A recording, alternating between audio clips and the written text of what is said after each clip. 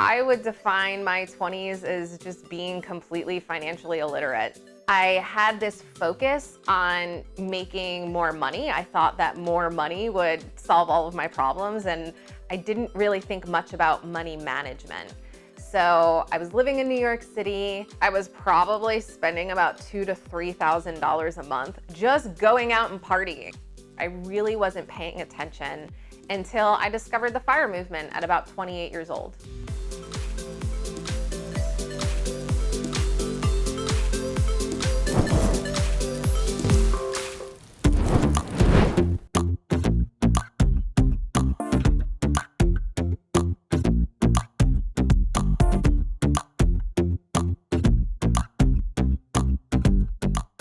I would say I had a typical workaholic schedule because I was so focused on my income because I thought that was the only thing that was important when it comes to money. I was focused on my career, focused on climbing the ladder.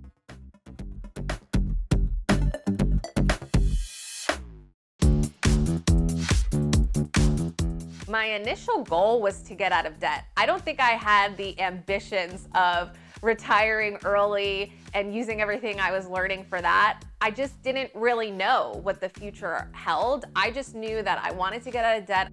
When I discovered the FIRE movement, it felt like this refreshing punch in the face because what I realized is the opportunity around money and creating options for myself. When I really started to make a change was when I had this desire to walk the Camino in Spain. I found myself, in my late 20s. I had no man, no kids, and I just felt like I had the kind of freedom that people dream of, and I was wasting this opportunity. But I had this issue of being 30 grand of debt and needing to kind of clean up my finances to enable me to go on that trip. So that's when I really started to do some digging. I had been targeting a 60% savings rate. Some months I would hit it, other months I wouldn't hit it, but on average over the course of a year, I was really shooting for that 60% savings rate. It took me about 11 months to get out of debt. I really started the process in, I think it was September of 2015, and I actually know the exact date was August 16th of 2016 is when I got out of debt. I was in an apartment, I was tied to a lease, so I couldn't really do anything about my housing at the moment. I didn't have a car, I was using public transportation, and I was really optimizing as best I could in that area. So really what I focused on was food and not going out so much. I started cooking every meal that I ate, started bringing lunch to work every day.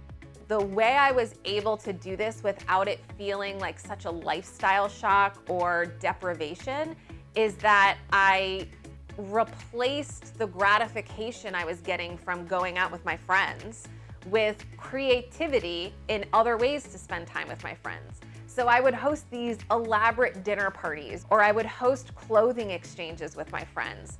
So not only was I able to reduce my expenses, I think there was a lot of personal development that went along with it and a change in mindset around money that helped the process feel a lot more fun and rewarding.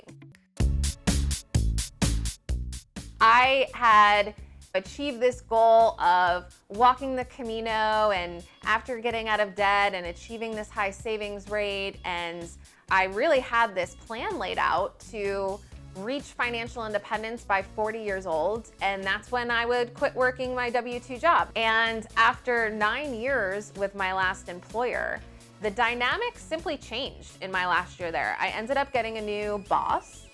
This new boss was holding me to a much higher standard than my male colleagues, and I was the only female on the team. And what I realized is that I need to start letting my money protect me. But once it became clear that they no longer valued me, I decided to leave.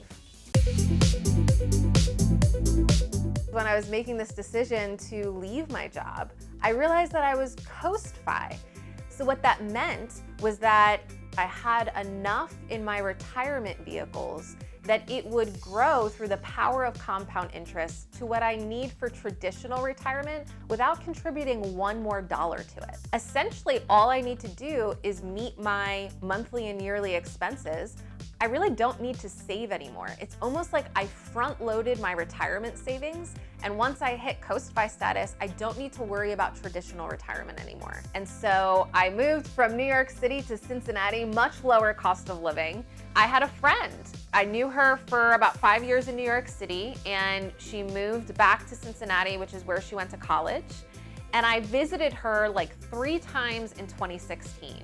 And I just liked it. So I went from paying $1,800 a month for a cockroach-infested apartment in Brooklyn to paying now a $600 mortgage in like the nicest place I've ever lived. I'm spending about $2,000 a month. So I went from not having much to about 6 years later having about $300,000 in my investments. And that was really driven by prioritizing my retirement vehicles. So I was fully funding my 401k, I was fully funding my Roth IRA, and I was fully funding my HSA, which amounted to just about $29,000 a year. And then any surplus, I was putting in an after-tax brokerage.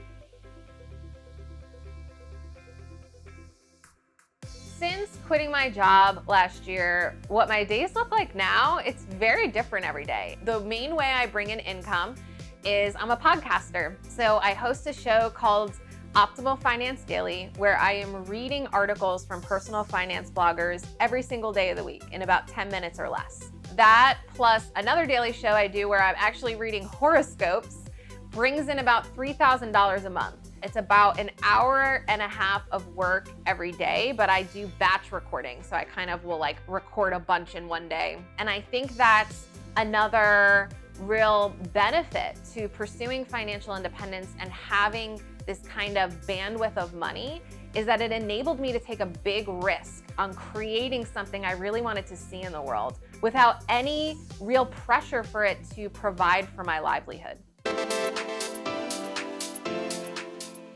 There are moments that I miss my 6-figure salary. When I had such a big savings rate of 60%, I didn't really have to worry so much if like a big expense came out of nowhere. My savings rate would just be less that month. It's the feast and famine of self-employment and entrepreneurship. I think most people that pursue FI, it's not so much about quitting work. Most of us like work in some capacity. We want to feel useful. We want to contribute to the world. I think pursuing FI is much more about separating your finances from your work and not having to be, dependent on your work for your livelihood.